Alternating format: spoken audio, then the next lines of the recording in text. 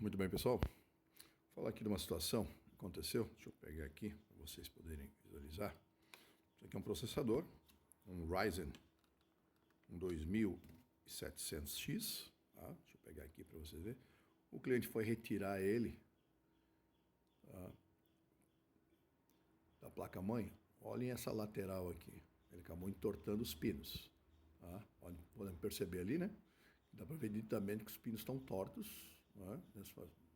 Mais da metade da fileira, basicamente. Tem mais um ou outro aqui no meio, nas pontas aqui, que também parece estar um pouquinho torto. Mas o principal problema está aqui. Ó. Pode ver contra a luz, ó, você vê como ele destoa, né? Como esse brilho dele vai determinar. Ó. A gente pode ver ali. Isso acontece muitas vezes porque algumas pessoas, quando vão retirar o cooler do processador, principalmente a AMD, tá? Aqui a pasta térmica, ó. A pasta térmica, quando o processador fica muito tempo, ela forma uma camada, tá, de sucção, gerando uma sucção, porque na verdade o que acaba acontecendo? A função da pasta térmica, como já falou em outros vídeos, é eliminar o ar que fica entre a base do processador, né? Essa tampa aqui que é o IHS, e a base do cooler.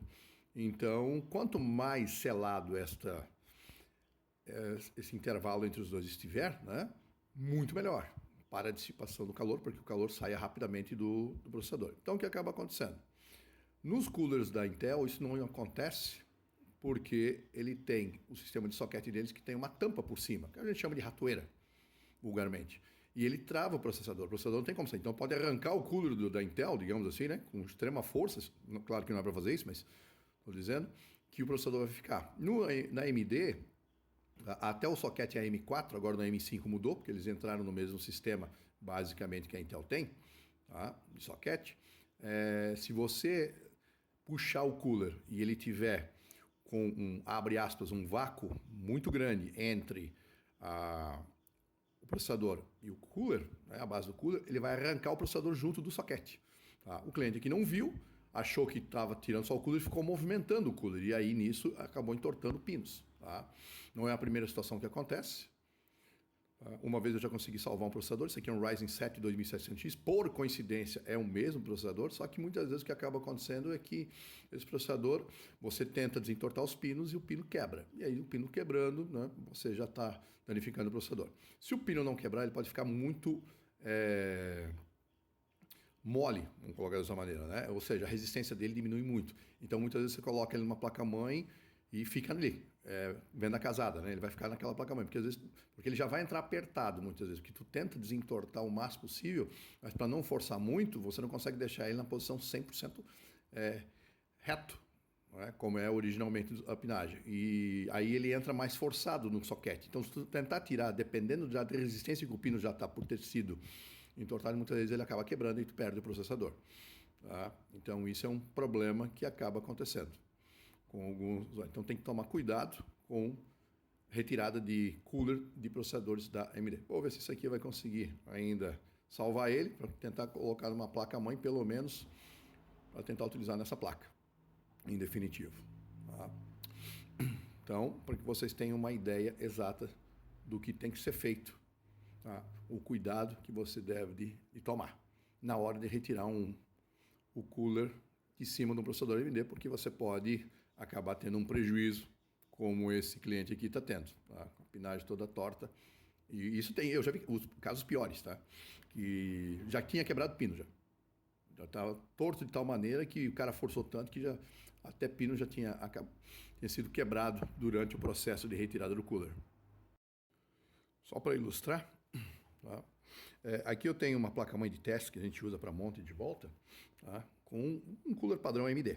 Tá? Os Ryzen tem alguns que são parecidos com esse aqui, outros são diferenciados, mas vejam bem a lógica. Depois que você solta a trava, aqui eu estou soltando a travinha, que ele está solto, né? Aqui ele está bem soltinho, o que acaba acontecendo? A pessoa vai tentar fazer isso aqui, vai tentar arrancar o cooler, né? Inclinar o cooler, por exemplo, ele está aqui na trava, então ele vai tentar inclinar. O grande problema é que quando a pasta térmica está com uma pressão muito grande, você, quando puxa o processador, ele é arrancado aqui do soquete, tá vendo? Mesmo com a trava baixa aqui, ó, tô levantando a trava, abri a trava do soquete. Mesmo com essa trava aqui baixa, que tranca o processador está preso, né? Porque quando tu levanta o processador solta, ó, ele fica solto.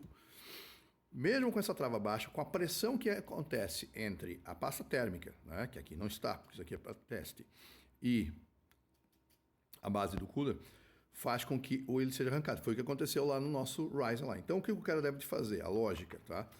Suavemente e com cuidado, o cara deve fazer esse movimento aqui, ó. Esse movimento que parece pouco, porque o soquete, a base do soquete, ele bloqueia, tá? Você vai fazendo esse movimento um pouquinho para a esquerda, um pouquinho para a direita e levantando devagar, com calma. Você tem que ter calma, tá? Fazendo isso. Esse movimento aqui que você vai fazer, movimentando para a esquerda e para a direita o cooler, tá?